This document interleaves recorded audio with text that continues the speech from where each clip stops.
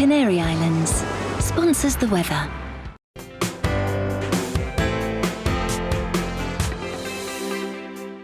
You're watching GB News live across the UK and the world on our digital stream. GB News is Britain's news channel. We are the UK's home of discussion and debate from all perspectives. We are here for you. Don't forget to join our YouTube community by clicking on that subscribe button.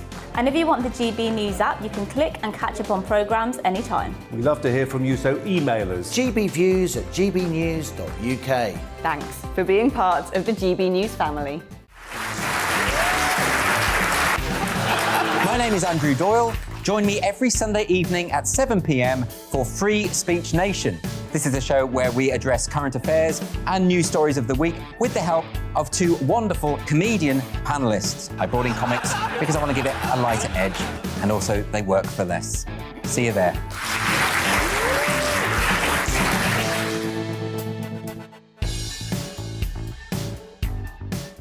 Join my show Farage, 7 p.m. till 8 p.m. Monday through Thursday, and there you will get opinion, analysis, debate, and I'll cover stories that nobody else dares to touch.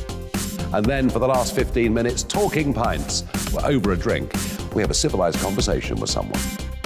We very often disagree, but we do it in a grown-up way. Come and join me on Farage.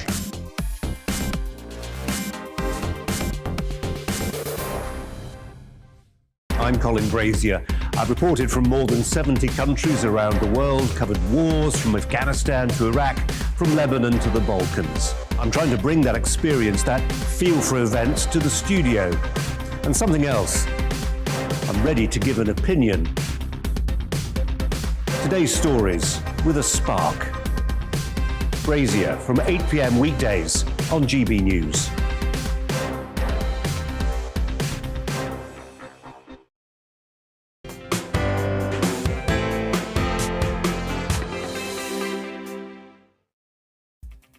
Good afternoon, I'm Anaya Flaren Iman. Lovely to spend Christmas Day with you here on GB News. Coming up, we'll reflect on a moving and personal Queen's Christmas speech as she spoke about the loss of her husband Philip and the impact of coronavirus on all of our lives. We speak to royal author and commentator Robert JOBSON. That's after the news with Karen Roberts.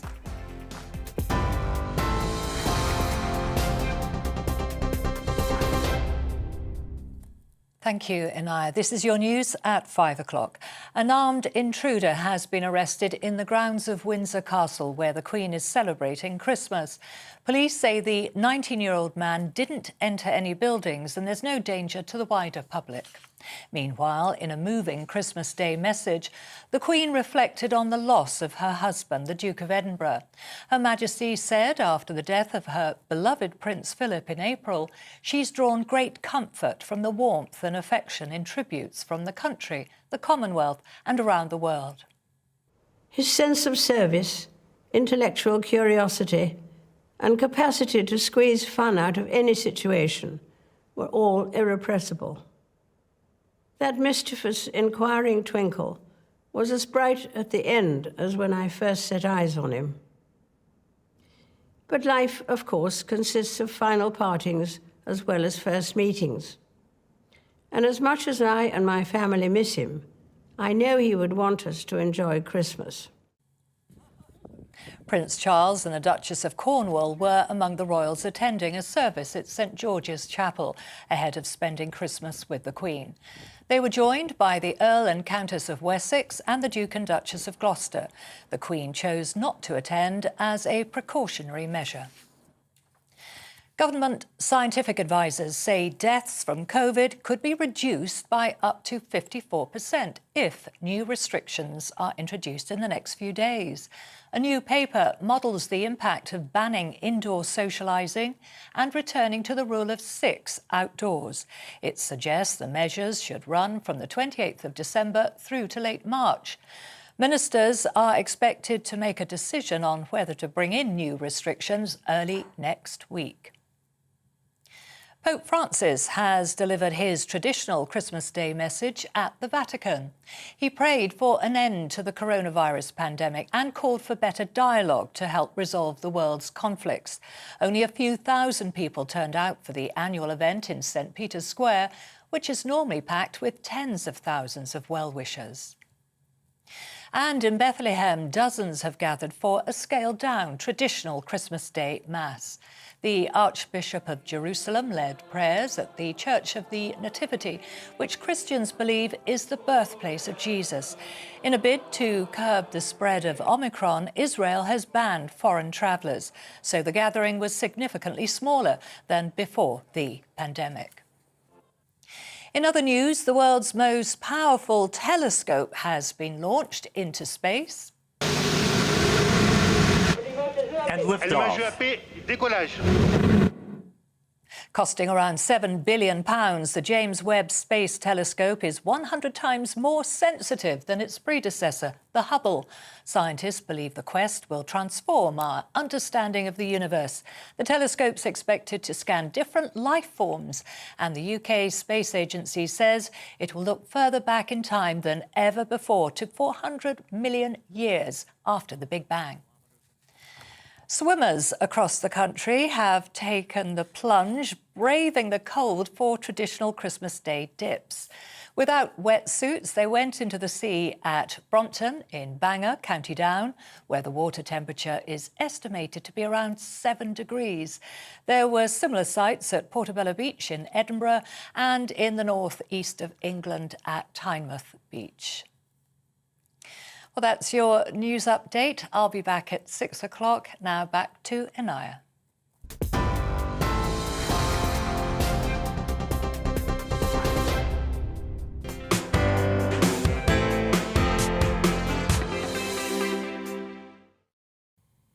Welcome back. Well, in the past 2 hours, we've heard the Queen's annual Christmas address.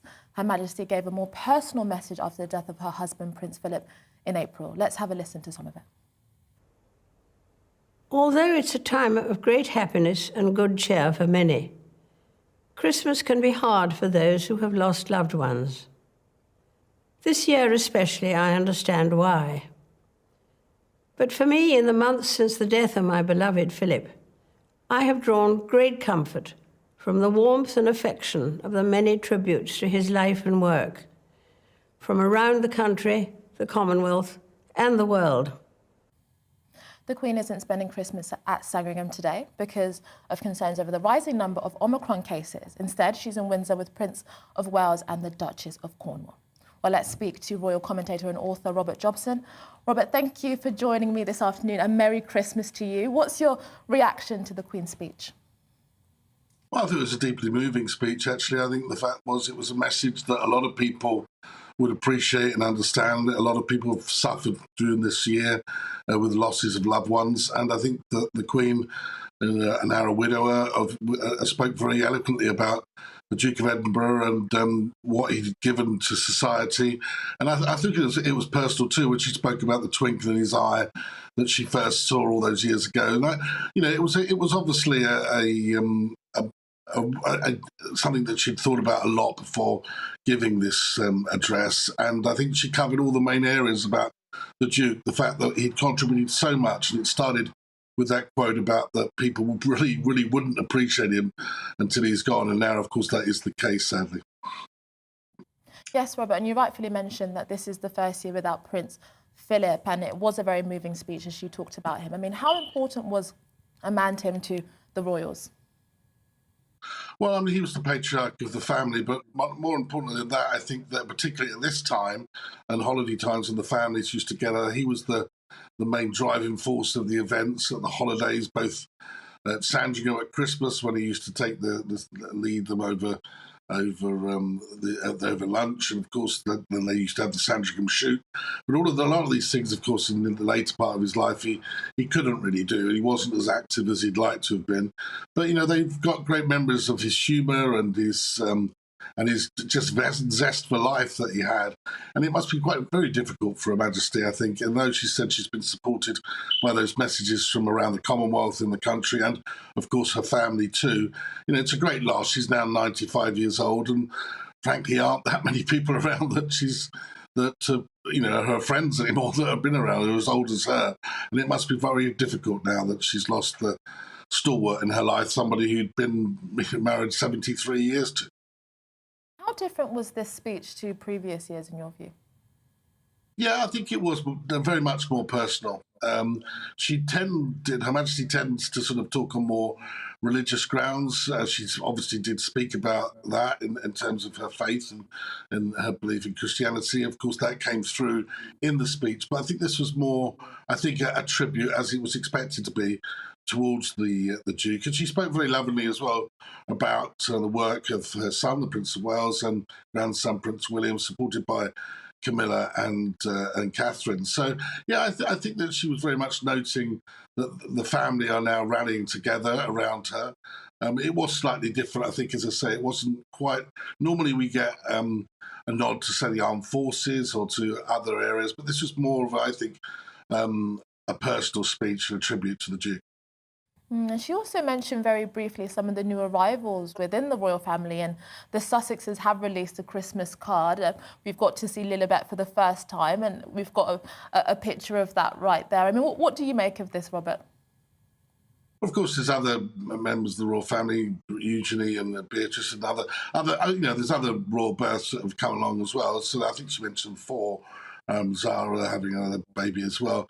Yeah, it's a lovely card that they've issued, the Sussexes. They look very happy together, and I think most people will wish them happiness at Christmas, and it's quite nice to see the photograph of little Lilibet, because we haven't had very much access to her. Well, that's the privacy that obviously the couple want to have, but I think it's nice that they clearly look very happy together as a family unit. And also, just back to the speech, COVID was at the forefront, really, of the Queen's speech. Her Majesty spoke about the impact it's still having on our lives. I mean, what do you make of this as well, Robert? Well, of course, it's the second year we've had, she's had to change her plans. Not only did she not have the lunch at Sandringham that she would hopefully have had last year, but also this year as well. She's had, of course, lunch with Prince Charles and Camilla, which is nice, but she had to cancel the lunch for the wider family as well that was due at Windsor Castle. So, she has to take a lead. That is the role of the monarch. She can't be seen, although there aren't necessarily the restrictions that there were last year. The fact is she's being sensible in taking that leadership role, and Omicron is spreading like wildfire across London, and it was quite, and the rest of the UK, and it seemed that she has to take that leadership role. But yes, I think that was mentioned in the speech, really, wasn't it? That the sense there has been loss, and we have to just get on with it, really, which is what she's essentially saying. In fact, we'll have a bit of a listen to what she had to say about that right now. While COVID again means we can't celebrate quite as we may have wished, we can still enjoy the many happy traditions. Be it the singing of carols, as long as the tune is well known, decorating the tree, giving and receiving presents, or watching a favourite film where we already know the ending. It's no surprise that families so often treasure their Christmas routines. And we also heard that an armed intruder has been arrested after trying to break into Windsor Castle this morning. I mean, has this ever happened at Christmas before? Well, of course, it's a different place being at Windsor Castle. So, no, is the answer to that. The reality is that the intruder was supposed to be carrying an offensive weapon. 19-year-old man from Southampton has been apprehended as he entered the grounds of Windsor Castle around about 8:30 in the morning. We have very few details from that, and the police are saying that the general public were in no danger. It seems that he never entered any of the buildings either, so neither the Queen or any of the other guests that were arriving later were impacted at all. So security is very tight around royal palaces, particularly when members of the royal family, such as Her Majesty, was in residence, and I should imagine that the intruder was captured within moments. I think that's what the police have said, but within minutes of being inside. So we don't know any more details of that. We do not know what the weapon was. We do not know the man's intention, but that will all come out in the fullness of time, I'm sure. I mean, is it something that we should be concerned about, do you think? Well, the fact that the person was apprehended means that the security that was in operation around the palace worked. So the only concern would be if it didn't work. So no, I think it's hats off to the police that are working on Christmas Day and doing the job that they would do 365 days a year, which is keeping the Queen and members of the royal family safe. And Robert, how will the Queen be looking ahead to 2022? Well, she alluded to it a little bit, really, talking about the celebrations, commemorations for her 70 years on the throne, the Platinum Jubilee, that we're going to have this summer, all things well. And I think she was talking about that being a time for I think to not only celebrate, but to reflect upon our own lives and liberties. And I think that she is somebody that will draw a lot of people together at that time. It's been a very tricky couple of years, very difficult for her personally as well with the loss of her husband. And hopefully by the summer, next summer, people can come out onto the streets and freely celebrate an incredible and historic reign, which Her Majesty has been leading this country, has been monarch of this country for such a long time, longer than anybody else. So I think it is a time for joy and celebration. And Robert, how have you been spending your Christmas? Actually, unfortunately, I had the virus a few days before, so I've been sort of pretty isolated actually, but it's been doing what the Queen was saying, watching films that I already knew the ending. Well, thank you so much for joining me this afternoon, Robert JOBSON, royal commentator and author. Thank you so much. Well, don't go anywhere, because coming up, the very best of Dan Wootton's Uncancelled interviews, where Britain's top commentators speak about the controversial issues without the fear of cancel culture. So we've got all that and much more coming up, and you'll be spending the next few hours with me on this Christmas Day. But first, here's the weather. It's time to remind ourselves there's always another winter. Canary Islands sponsors the weather. Looking ahead to this evening's weather, and the UK is looking rather wet across southern and central areas, and windy too. Let's take a look at the details. In Plymouth, the band of rain will gradually clear southwest across England this evening, giving a drier end to the day. In Devon and Cornwall, with some clear spells. Christmas Day will end on a wetter note across southeast England as heavy rain and brisk winds move in after dark, giving a lot of spray on the roads. After a cloudy and damp day in Wales, the rain will become heavier tonight and it will be windy too. It will be fairly mild for the time of year though. Pouring rain will also spread into the Midlands tonight, so take care if you're on the roads. There could be a little bit of snow over the Peak District too. As the rain pushes north tonight, it will turn to snow over the hills across northern England. Blizzard conditions may form as the wind strengthens too. After a fine Christmas Day across Scotland, it will stay dry this evening with increasing amounts of cloud. It will be a chilly end to the day, especially in the wind.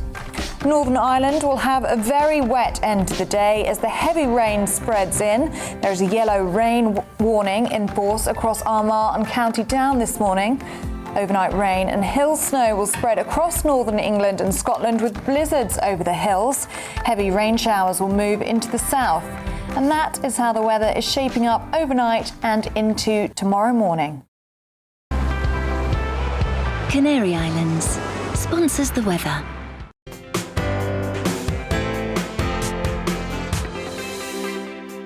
You're watching GB News live across the UK and the world on our digital stream. GB News is Britain's